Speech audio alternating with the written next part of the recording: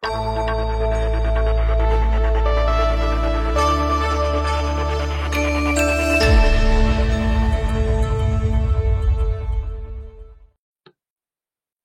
sejahtera yang dihormati barisan juri dan para penonton sekalian.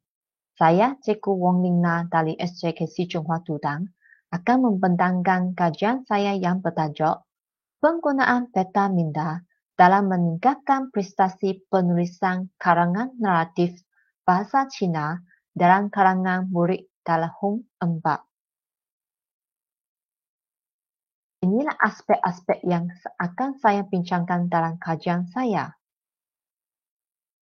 Asrak. Guru melaksanakan kajian tindakan ini adalah untuk meningkatkan prestasi murid tahun 4 semasa kelas penulisan karangan naratif bahasa Cina dengan menggunakan peta minda. Responden dalam kajian ini terdiri daripada 6 orang murid tahun 4. Mereka mempunyai tahap pembelajaran sederhana. Tinjauan awal telah dilakukan dengan menggunakan pemerhatian dan melalui penilaian keputusan peperiksaan semester murid. Data dikumpulkan melalui kaedah pemerhatian, lembaran latihan dan temu bual dengan murid-murid. Dalam pemerhatian pengajaran, murid-murid didapati amat menumpuk perhatian semasa penggunaan peta minda dalam pengajaran. Secara keseluruhannya, penggunaan peta minda telah meningkatkan prestasi murid tahun 4. Refleksi pengajaran dan pembelajaran. Murid mempunyai tahap pembelajaran sederhana. Mereka mengalami kesulitan untuk menstrukturkan idea dalam mindanya dan juga susah mentafsirkan idea-idea dalam bentuk bahasa secara tulisan. Murid-murid mula menjadi bosan dan tidak minat dalam kelas penulisan. Pada mulanya, guru mencuba kaedah perpustakaan guru. Kaedah ini mengurangkan minat dan semangat murid-murid untuk menjawab soalan. Maka, guru memilih penggunaan peta minda. Pengetahuan yang tersimpan pada minda manusia akan dikeluarkan dalam bentuk tulisan yang membantu untuk menjawab tajuk yang telah diberikan. Fokus kajian. Penggunaan peta minda digunakan untuk menguji keberkesanan penguasaan kemahiran menulis karangan dalam kalangan murid-murid. Penggunaan peta minda demi menghasilkan karangan yang baik berdasarkan peta minda dengan efektif. Objektif kajian. Objektif An. Meningkatkan prestasi murid dalam mata pelajaran penulisan bahasa Cina. Objektif khusus. Sejauh manakah penggunaan peta minda dapat meningkatkan prestasi penulisan karangan naratif bahasa Cina dalam kalangan murid tahun 4. Kumpulan sasaran. Kumpulan sasaran terdiri daripada 6 orang murid yang digunakan nama samaran murid A, murid B, murid C, murid D, murid E, dan murid F. Mereka terdiri daripada berbagai bangsa. Pelaksanaan kajian. Menurut Somek 1989 menyatakan bahawa penyelidikan tindakan merupakan satu kajian terhadap situasi sosial yang melibatkan peserta dalam situasi sosial itu sendiri sebagai penyelidik dengan niat untuk memperbaiki kualiti amalan masing-masing.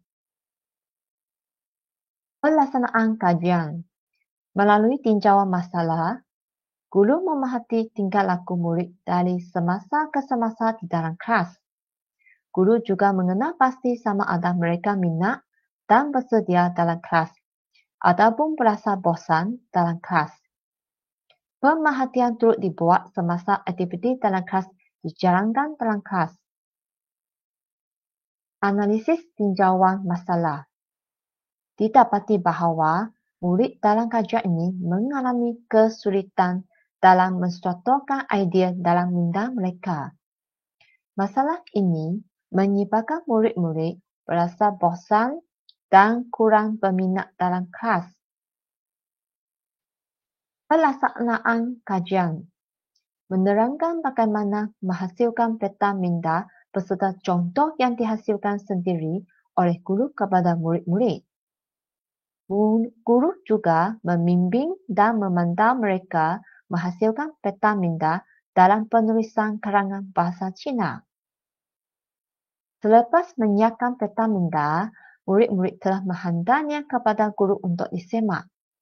Pemerhatian turut dibuat semasa aktiviti dalam kelas. Satu set ujian disediakan untuk mengetahui tahap kemajuan yang diperolehi oleh murid-murid ini. Tindakan yang dijalankan. Tindakan yang pertama iaitu temu buah. Melalui temu buah, dapat memahami mengapa peserta kajian guru menunjukkan perlakuan tertentu.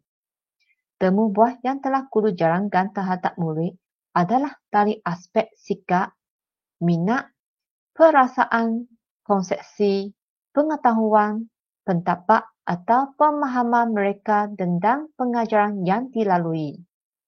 Guru menjalankan temu buah ke atas murid sebelum, semasa atau di akhir pengajaran. Guru juga menggunakan gambar dan catatan nota lambangan. Pemerhatian dilakukan dalam bilik darjah dan di luar bilik darjah, sama ada dari aspek sikap, penglibatan dalam kelas dan melalui pemerhatian secara langsung. Tindakan yang dijalankan juga melibatkan analisis dokumen, seperti lembaran kerja, borang senarai semak, pencapaian murid dan ujian diberikan kepada murid.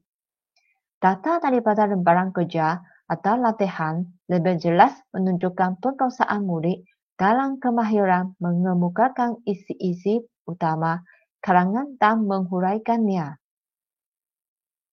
Pelaksanaan tindakan dan pemerhatian.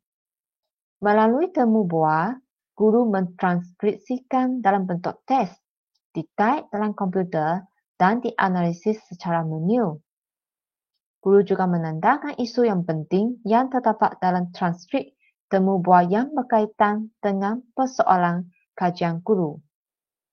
Berdasarkan tanda-tanda yang dilakukan, guru mengenal pasti tema yang berkaitan dengan temu buah tersebut. Contoh-contoh tema adalah seperti minat murid terhadap kaedah peta minda, pandangan murid tentang kaedah peta minda.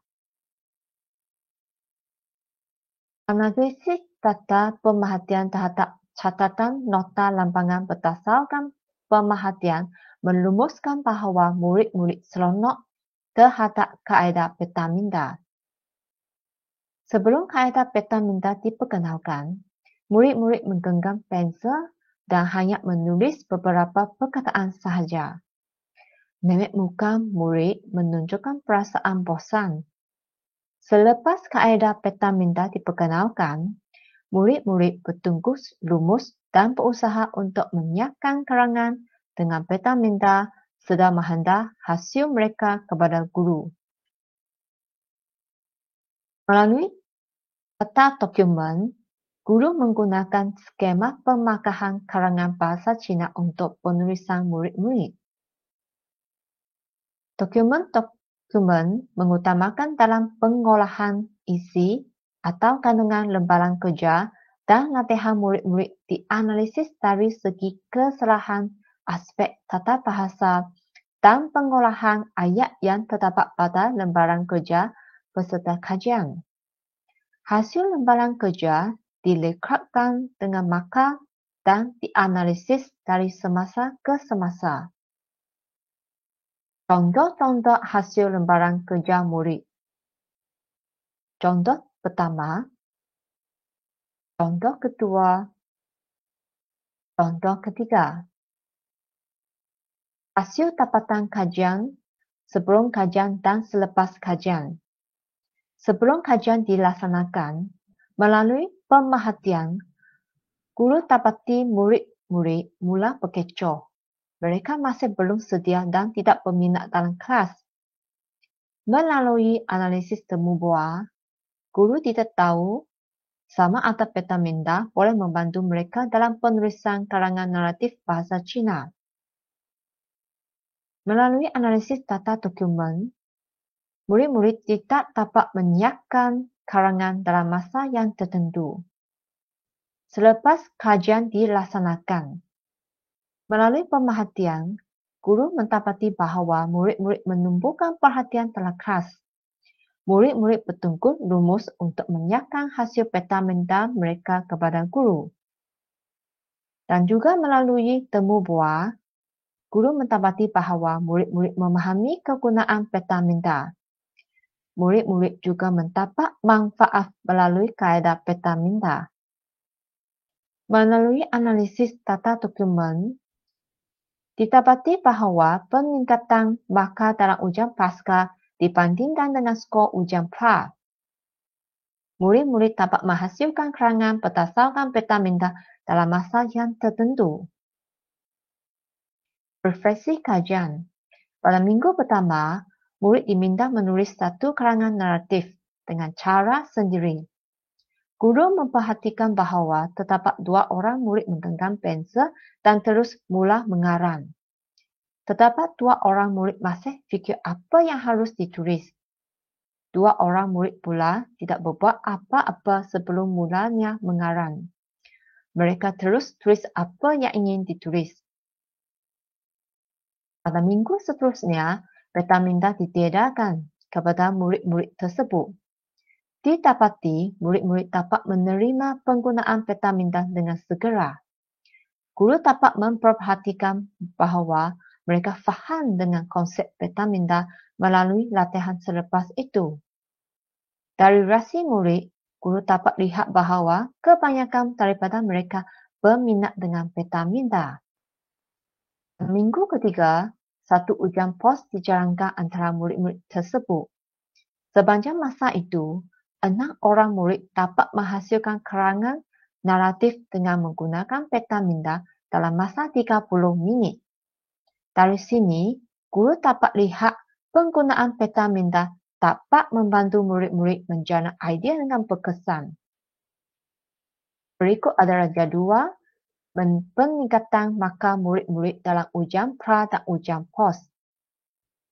Melalui jadual tersebut, didapati bahawa murid A, murid B dan murid F ada peningkatan markah sebanyak 10 markah.